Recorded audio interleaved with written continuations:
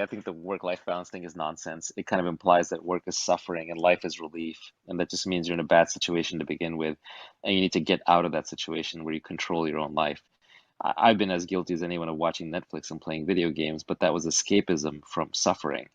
And once I sort of aligned my life with doing what I wanted to do, then I just did that for fun. And then when I don't want to do that anymore, I don't need to do high mental or high cognition activities like playing video games. I can just go for a walk, or I can hang out with my friends, or I can hang out with my kids, and it's just as fulfilling. So your work should be fun. It takes just as much effort to do well at a video game as it does to start a company. Somebody on the internet used a phrase that really stuck with me. I think it goes by Illimitable Man or something, one of these inspiration accounts. But um, he said that video games are shadow careers. And when I read that, at that moment, I knew video games were leaving my life because it was absolutely spot on right. I was building a career, except I was building a career in some fake land, in some fake game where the rules would change, or some 12-year-old would come along and crush me the next week.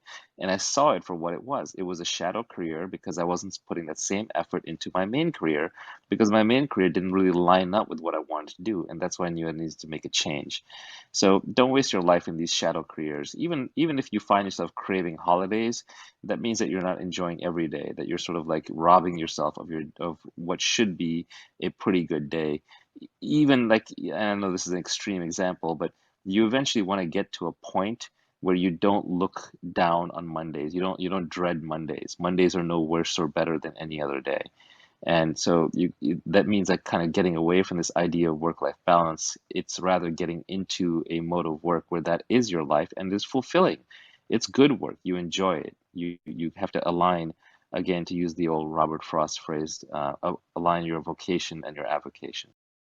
We like to think that we like to view the world as linear, which is I'm going to put in 8 hours of work, I'm going to get back 8 hours of output, right? It doesn't work that way. The guy running the corner grocery store is working just as hard or harder than you and me. How much output is he getting? What you do, who you do it with, how you do it, way more important than how hard you work, right? Outputs are nonlinear based on the quality of the work that you put in. The right way to work is like a lion. You and I are not like cows. We're not meant to graze all day, right? We're meant to hunt like lions. We're closer to carnivores in our omnivorous development than we are to herbivores. So as a modern knowledge worker athlete, as an intellectual athlete, you want to function like an athlete, which means you train hard, then you sprint, then you rest, then you reassess, you get your feedback loop, then you train some more, then you sprint again, then you rest, then you reassess. This idea that you're going to have linear output just by cranking every day at the same amount of time, that's machines. You know, machines should be working 9 to 5. Humans are not meant to work 9 to 5. No, I agree wholeheartedly. But for people that are working for someone, there's not really that option. So that's unfortunately the rub, right? That's kind of where my tweet storm starts, which is, first of all, the first thing if you're going to make money is that you're not going to get rich renting out your time. Even lawyers and doctors who are charging $300, $400, $500 an hour, they're not getting rich because their lifestyle is slowly ramping up along with their income, and they're not saving enough. They just don't have that ability to retire. So the first thing you have to do is you have to own a piece of a business. You need to have equity, either as an owner, an investor, shareholder, or a brand that you're building that accrues to you to gain your financial freedom. If you go back to hunter-gatherer times, how we evolved, we basically worked for ourselves. We communicated and cooperated within tribes, but each hunter, each gatherer stood on their own and then combined their resources with the family unit. But there was no boss hierarchy where you're like the third middle manager down. In the farming age, we became a little bit more hierarchical as we had to run farms, but even those were still mostly family farms. It's industrial work with factories that sort of created this model of thousands of people working together on one thing and having bosses and schedules and times to show up. The reality is, if you have to go, I don't care how rich you are, I don't care whether you're like a top Wall Street banker, if you have to go, if somebody can tell you when to be at work and what to wear and how to behave, you're not a free person. You're not actually rich. So we're in this model now where we think it's all about employment and jobs. And intrinsic in that is that I have to work for somebody else. But the information age is breaking that down. So Ronald Coase is an economist who has this Coase theorem, a very famous theorem, but it basically just talks about why is a company the size that it is? Why is a company one person instead of 10 people, instead of 100, instead of 1,000? And it has to do with the internal transaction costs versus the external transaction costs. Let's say I want to do something, let's say I'm building a house and I need someone to come in and provide the lumber. I'm a developer, right? Do I want that to be part of my company, or do I want that to be an external provider? A lot of it just depends on how hard it is to do that transaction with someone externally versus internally. If it's too hard to keep doing the contract every time externally, I'll bring that in-house. If it's easy to do externally and it's a one-off kind of thing, I'd rather keep it out of the house. Well, information technology is making it easier and easier to do these transactions externally. It's becoming much easier to communicate with people. Gig economy, I can send you small amounts of money. I can hire you through an app. I can rate you afterwards. So we're seeing an atomization of the firm. We're seeing the optimal size of the firm shrinking. It's most obvious in Silicon Valley. Tons and tons of startups constantly coming up and shaving off little pieces of businesses from large companies and turning them into huge markets.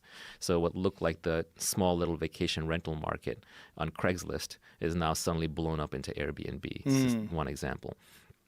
That's a great example. But what I think we're going to see is, whether it's 10, 20, 50, 100 years from now, high quality work will be available. We're not talking about now driving an Uber. We're talking about super high quality work will be available in a gig fashion, where you'll wake up in the morning, your phone will buzz, and you'll have 5 different jobs from people who have worked with you in the past or have been referred to you. It's kind of like how Hollywood already works a little bit with how they organize for a project.